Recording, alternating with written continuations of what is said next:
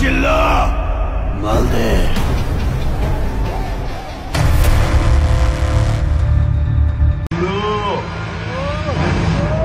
Gate बंद कर।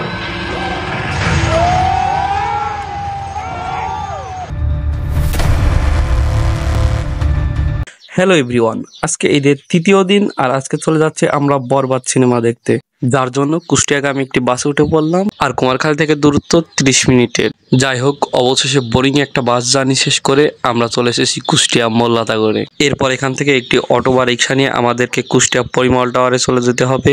আমরা চারজন একটি রিক্সায় উঠে পড়লাম। তারপর আমরা কুষ্টিয়া পরিমল টাওয়ারে পৌঁছে যাই। আমরা যেহেতু সন্ধ্যা 6টার শো দেখবো, যার কারণে দ্রুত আমাদেরকে উপরে উঠে টিকিট কেটে নিতে হবে। আর উপরে প্রচন্ড পরিমাণ ভিড় ছিল, যার জন্য ফিরে অনেক কষ্টে আমরা 4টি টিকিট ম্যানেজ করি। আর কিছুক্ষণের মধ্যে মুভি শুরু হবে। দেখতে পাচ্ছেন ভিতরে প্রচন্ড পরিমাণ ভিড়।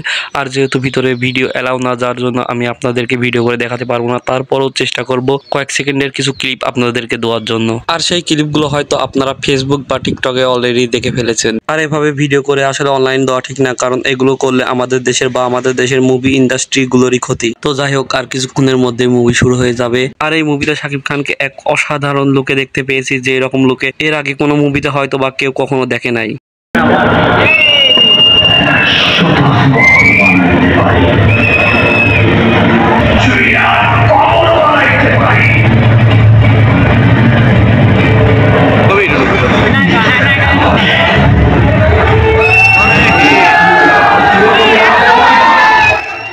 আর এই মুভিতে ওপার বাংলার খুবই জনপ্রিয় একজন অভিনেতা যিশু সেনগুপ্তকে দেখতে পাবেন। আর এই মুভিতে মুভির স্টোরি এবং অ্যাকশন কতটা অসাধারণ ছিল সেটা আপনারা না এসে দেখলে কখনোই বুঝতে পারবেন না। गेट बंद कर।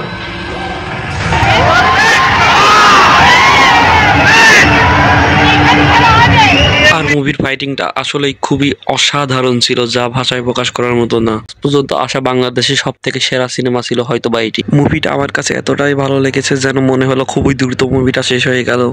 তারপর মুভি দেখা শেষ করে আমরা বাসায় যাওয়ার উদ্দেশ্যে রওনা দিয়ে দিই। যদি ভিডিওটা ভালো লাগে তাহলে অবশ্যই একটা লাইক করে দিবেন।